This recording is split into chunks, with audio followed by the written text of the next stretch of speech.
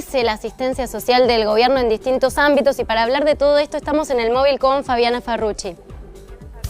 Fabi. Lucía, Alejandro, sin dudas Argentina tiene un Estado presente. ¿Cómo se traduce esto? En que al menos el 90% de los hogares argentinos, el Estado brinda algún tipo de ayuda o de asignación. Antes de la pandemia, el Estado pagaba asignaciones, jubilaciones y algún tipo de pensión. Después de la pandemia, la ayuda del Estado viene a través del IFE y del ATP. Es decir, con todo esto que estamos explicando, tenemos en cuenta que el Estado argentino está brindando el mayor tipo de ayuda en toda la historia contemporánea de la República Argentina. Ariel Steinman, director del CEP, Centro de Estudios para la Producción. ¿Qué datos arroja el informe productivo? ¿Qué tal? Buenas tardes. Nosotros lo que vimos es que ciertamente con la pandemia, que cayó sobre una economía que de a poco empezaba a recuperarse en el primer bimestre del año, ciertamente generó un impacto productivo enorme, al igual en Argentina que en otros países del mundo.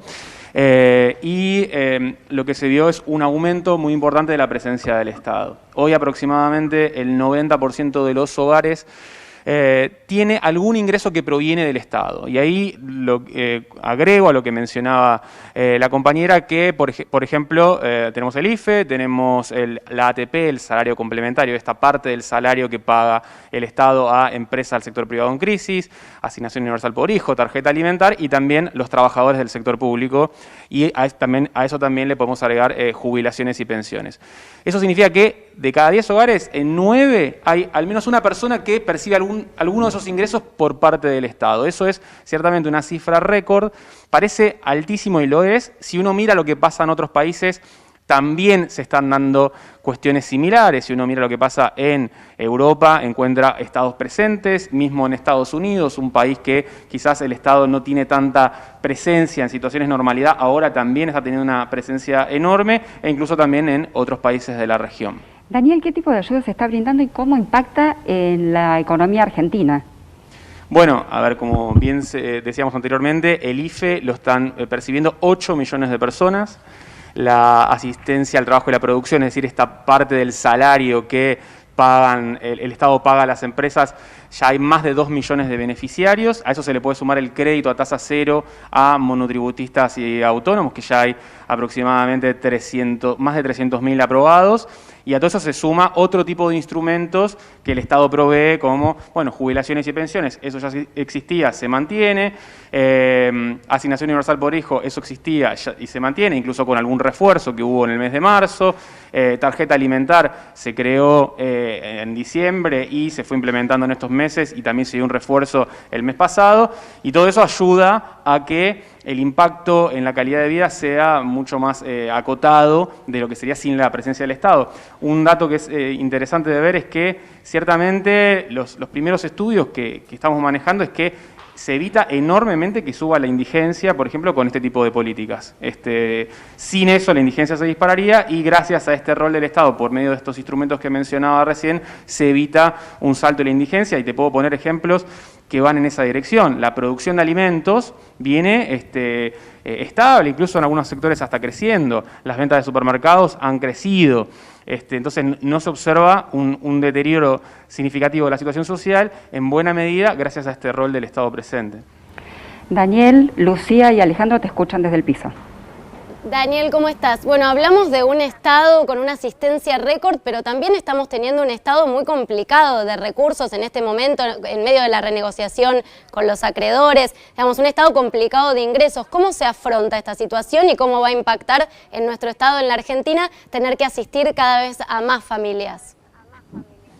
Bueno, a ver, esto se va viendo semana a semana, cómo evoluciona la situación epidemiológica, la situación económica, ¿no? Uno mira 2 meses atrás, parece una eternidad, cuando justo empezaba la cuarentena, se pensaba una cuarentena relativamente corta, de 2 semanas, y después el día a día fue haciendo que se vaya estirando más, y si uno mira los instrumentos iniciales de ayuda del Estado, se fueron ampliando en tiempo récord, digamos. Recordemos que el 20 de marzo comienza la cuarentena, el 23 de marzo, 3 días después, se crea el IFE.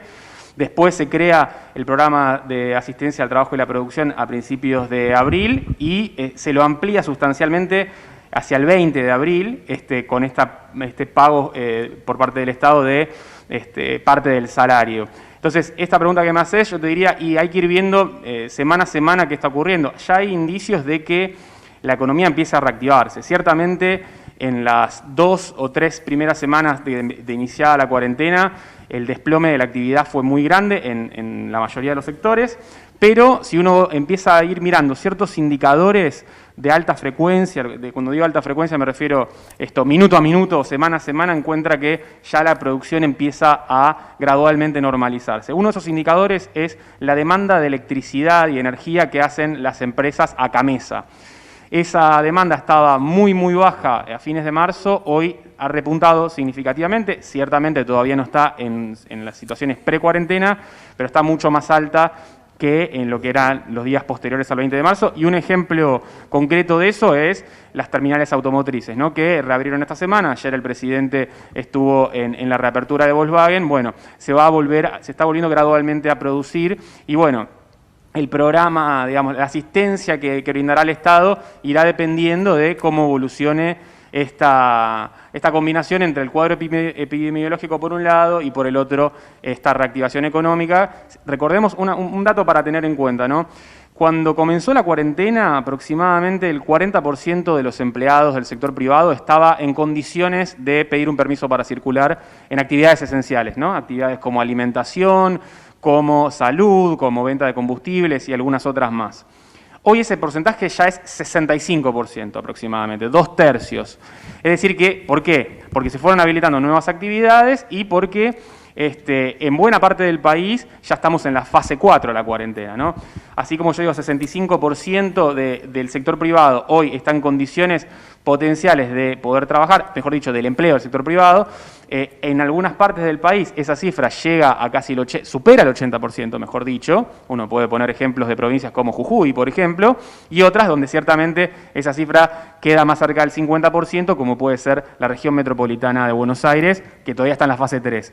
Pero si uno mira los indicadores, ciertamente el piso de la actividad económica se dio en la última parte de marzo, principios de abril, y gradualmente se ha ido reactivando. Y mientras tanto, el Estado ha creado instrumentos de ayuda muy significativos para contener una crisis que claramente es enorme en todo el mundo. Es la peor crisis económica desde el fin de la Segunda Guerra Mundial, con caídas de la producción que hace 2 meses nos hubieran parecido disparatadas, ¿no? Si uno mira hoy por hoy, el JP Morgan habla de que en el segundo trimestre del año Europa y Estados Unidos estarían cayendo al 40% o más interanual.